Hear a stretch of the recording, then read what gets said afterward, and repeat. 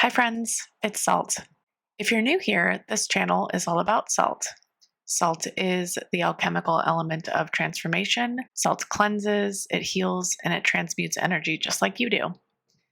This channel finds the rare archetypes who move through life differently. So if you found this, I'm really honored to have you and really just be one of the few who gets to see and reflect you properly. Today's reading feels like there's a really cute innocence here.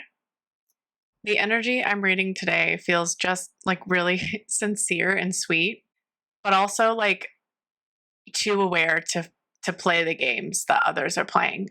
I'm getting like a person who feels just incredibly deeply that they sniff out the intentions of others.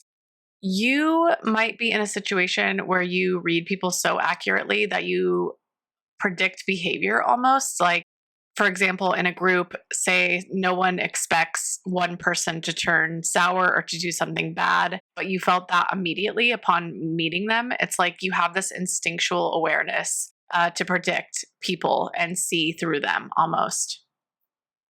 I'm getting the sense that this reading as a whole is meant for someone who is reaching a new level of consciousness. Like there is a grief here as they've become more aware of themselves. Certain behaviors of others are becoming more glaringly obvious, unfortunately. And I feel like there's like a grief, there's like a sadness here for not being able to ignore that anymore because there was a happiness that they're reflecting on in the past where they could blissfully ignore these things and go on with the connection, go on with a sense of belonging with these people or this person. I had to pause there, as I always do when I read or pull transit cards. I'm feeling an alignment for a specific transit arc here that relates to this reading. I was feeling heavily drawn to like cerebral or mental energy prior, and then I pulled a Gemini card here, which really confirmed that. I'll leave the ephemeris transit information below, but basically, two transits I feel are important to what you're experiencing right now. I'm recording this in July right now, but the transit seems most potent around September. I want you to keep the dates really fluid though, because energy in these transits occur before and after, not just during the peak windows that I'm recording below. What you're being pulled towards is essentially like a disruption and an awakening through a rebellion with Gemini. So Gemini is very heavy here as it begins retrograding in Uranus.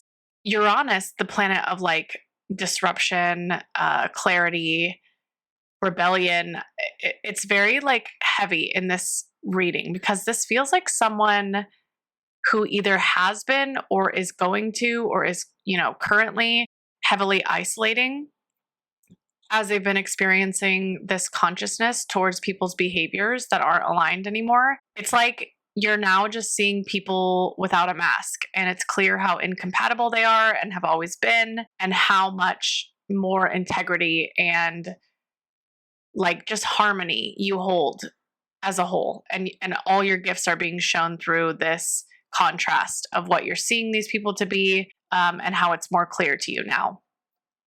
So with this arc that I'm giving the details for below, with the last quarter moon in Gemini, there's two Gemini transits here that are coming through. But what it feels like is this is a time where it very much feels like not being able to fake it anymore. I see you going through cycles upcoming. Like you'll feel disconnect and then you'll reject them, or you'll feel discomfort and you might hermit away, but then you'll revisit them and you'll go back to these cycles of feeling that discomfort, feeling that incompatibility, hermiting, going back, trying to make it work, maybe talking to them again, giving it the benefit of the doubt, and then going back to hermiting. And that's just the natural occurrence of getting used to listening to your body in this time.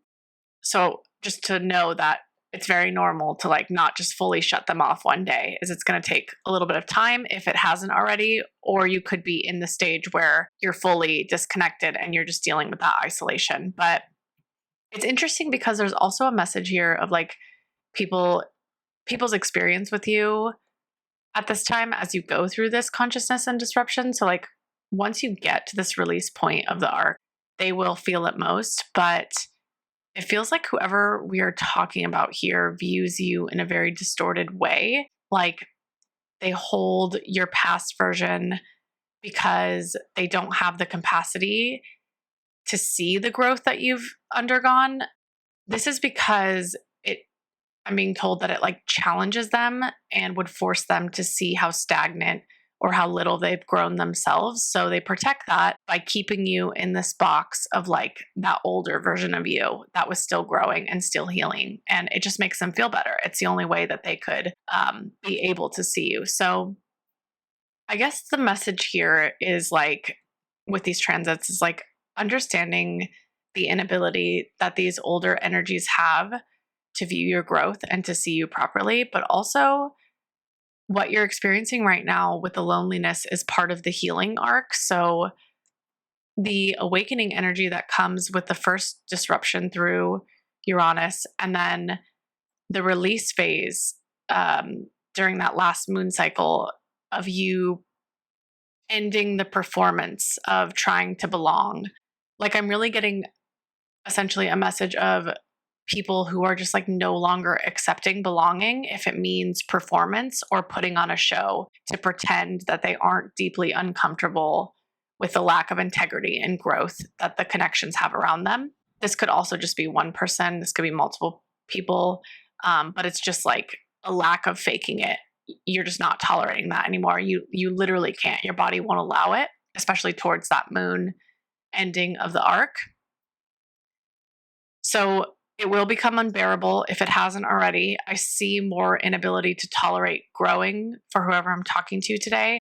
And I think the important theme here is the loneliness is a reflection of that growth, as I feel like this collective might doubt themselves or think it's a them problem because they are alone and it's not societally acceptable to be alone usually.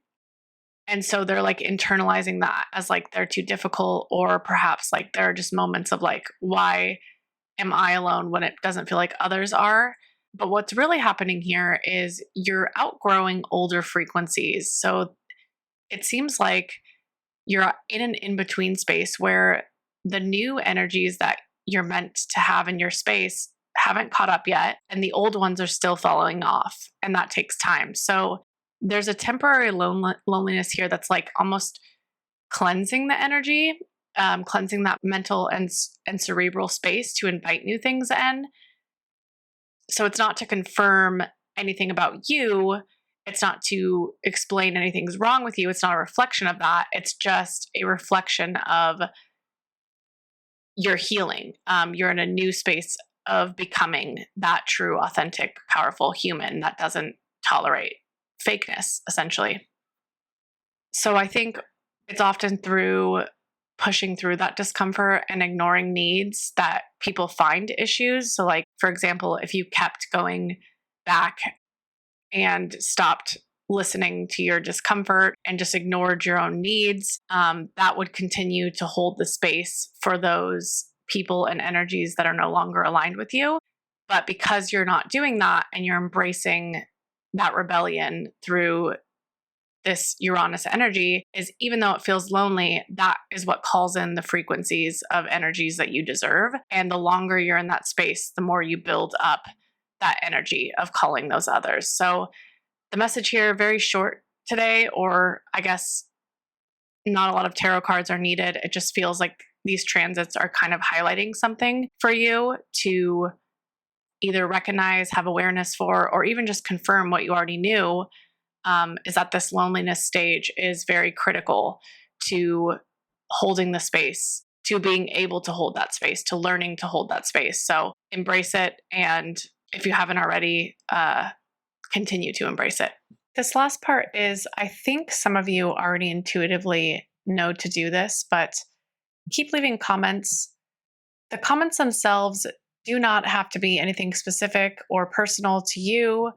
Think of these as energetic nudges for me to align with your energy. It helps me channel for you more efficiently, and I want to be able to do that. I read each and every one always, and I am so thankful for all of you. So, cheers, friends.